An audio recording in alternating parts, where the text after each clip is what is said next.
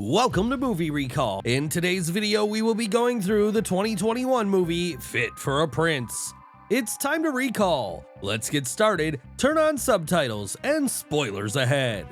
The movie begins and it's a bright sunny morning in the city. A courier is delivering a package to a tailor shop. A young woman, Cindy, accepts it and brings it into the back of the store where two women and a young man are working. Cindy works for a famous designer, Rebecca Raslin. Cindy is behind all of Rebecca's success. She has been designing her dresses for 5 years. Rebecca has been taking all her credits.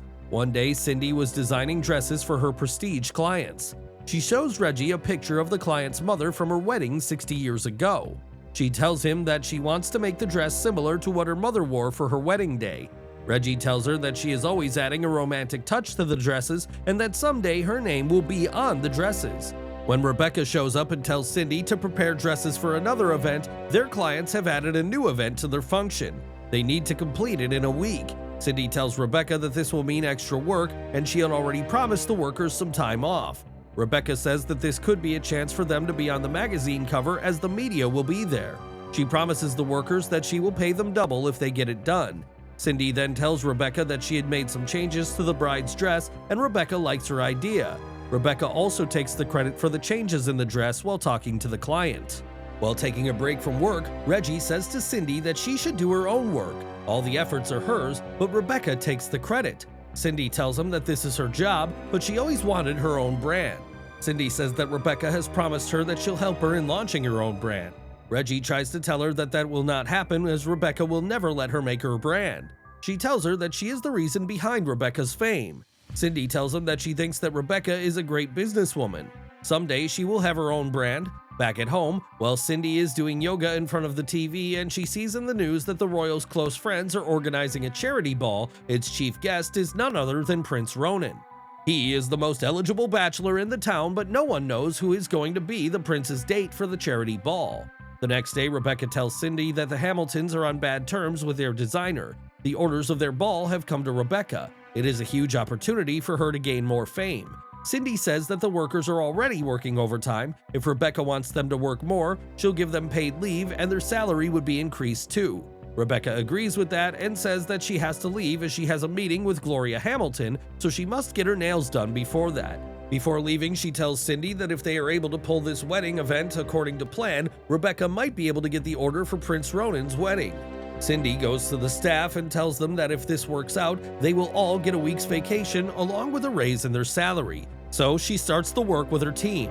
Everyone's busy doing their work, then Prince Ronan shows up to meet Rebecca. Cindy gets excited and confused at the sight of him because she has a crush on him. After looking around the shop, the prince sees that the real designer is Cindy, not Rebecca, but she denies it and says that she's the head seamstress. Cindy starts talking in excitement and Prince is impressed by her talks. He says that he was there to guide Rebecca to his dress. He gives all the details to Cindy and leaves. The workers start teasing Cindy after he leaves. Cindy tells them all to go for a lunch break or she will fire all of them. Prince Ronan is about to get in his car, but he comes back into the shop and asks Cindy out for lunch. Cindy is surprised and says that it cannot be. Why would the prince want to go out for lunch with someone like me? The prince answers, "Why not?" Before Cindy could answer him, Rebecca shows up. She is shocked to see Prince Ronan in the shop, and she introduces herself. The prince tells Rebecca that he wanted to take Cindy out for lunch. Rebecca says that due to the short notice of the events, this might not be possible, as they had a lot of work to do in the shop. She sees him off and warns Cindy that she shouldn't be thinking of a relationship with a client, especially with a prince.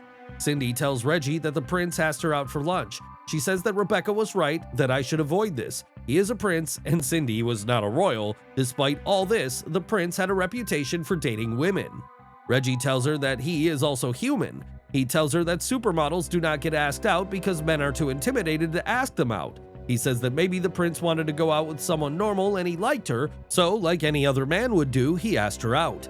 Cindy says that he was really real and things seemed really good when he came back. She then says that she felt a connection between them and asks Reggie if he saw that. Reggie makes fun of her and tells her that yes, he saw the drool coming out of her mouth when she saw the prince. Cindy tells him to get back to work. Cindy goes to Hamilton's for the fitting of their dresses. The guard at the gate is unable to listen to her as she tries to tell them her name and why she was there.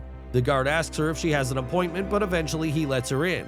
As she walks inside, she's impressed by their palace. She meets Gloria and Virginia there. Virginia likes Cindy a lot and asks her if she is married yet, to which Cindy replies that she is not married yet. Virginia asks her why she has not yet been married. Gloria asks Virginia to stop messing with the girl. Cindy tells her that she has not yet found the right person. Virginia says that maybe the right person has not found her yet. Virginia says that with all the money they are putting into the charity ball, if it goes to the charity directly, they would not need the ball. Gloria tells Virginia that the ball is to create awareness amongst the people for charity, and she says that everything has to be perfect as Prince Ronan is their guest of the evening.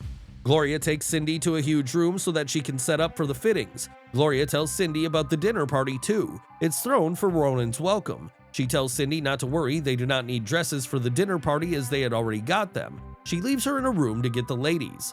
As Cindy gets her setup ready, Prince Ronan shows up and offers her lunch again. Cindy refuses because it can endanger her job. Prince asks her to take the risk, but Cindy tells him that she could get fired from her job. The prince says that he has seen her work and he does not think that Rebecca will fire her anytime soon. Cindy says that he does not know Rebecca, and the prince replies that Cindy does not know the Hamiltons. The prince asks her how her designs were going, and Cindy tells him that all these designs belong to Rebecca, not to her. She does not want to undermine Rebecca after all, she's her boss. Julia gets there during their talks and tells Ronan that she had been waiting for him in the parlor. She then introduces herself to Cindy, and Cindy tells her that she works for Rebecca. Julia says that she has heard a lot from Rebecca, and she kisses Ronan on his cheek as she leaves. Cindy gets to know that she is Ronan's girlfriend. She gets a little upset and says that Ronan has a girlfriend, yet he was asking her out for lunch. Prince says that Julia is just a date of his for the ball, nothing more than that. It is an order of his royal family. He has to do that. He tells her that his parents are quite eager to get him married to the right sort of girl, and they think that Julia is the right sort. Cindy says that all this means that he has a girlfriend. Gloria goes there to call Cindy as the other ladies were ready for her. She tells Ronan that she should leave Cindy to her work and not disturb her. Ronan says that he will not disturb her, and he sits down on a sofa next to Cindy. In this moment, Gloria finds out that Ronan and Cindy met each other yesterday at Rebecca's shop. Gloria tells Cindy that the ladies will prefer another room as this room is a bit chilly, and they leave the room. So she should get the dresses' sizes. They adore her designs, but everyone is wondering if Rebecca should have been there, because she is their designer. She then proceeds to take Prince's measurements. They're fairly close when Cindy asks him why he asked her out when he already has a girlfriend. He claims that when he first met her, he felt free to be himself. It was a spur-of-the-moment decision. Julia arrives again to phone Cindy and becomes suspicious of them. Cindy invites Virginia over for supper while she is finalizing Virginia's outfit. Everyone initially rejects it, but when the prince takes Virginia's side, Gloria agrees.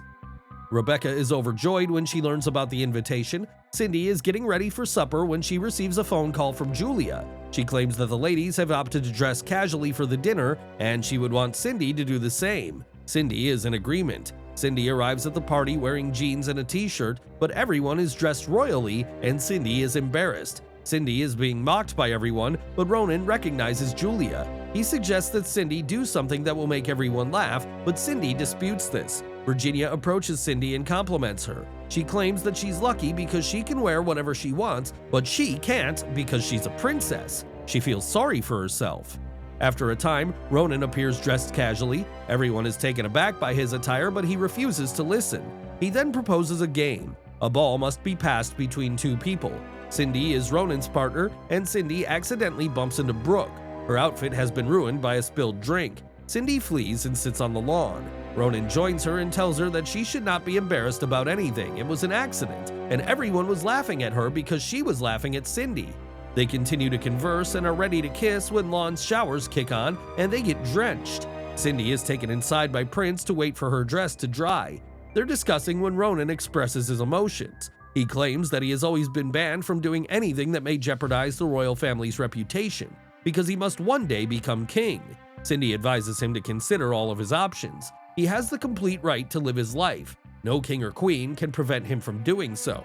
Julia was paying attention to them. She enters and informs Prince that he has been summoned to the celebration. Ronan invites Cindy to remain, but Julia invites Cindy to go. She claims that she and Ronan are unrivaled. She shouldn't have such lofty goals. Ronan must one day become king. Cindy does not fit in with him, and she expresses her desire to not break Cindy's heart. Cindy walks away, sobbing.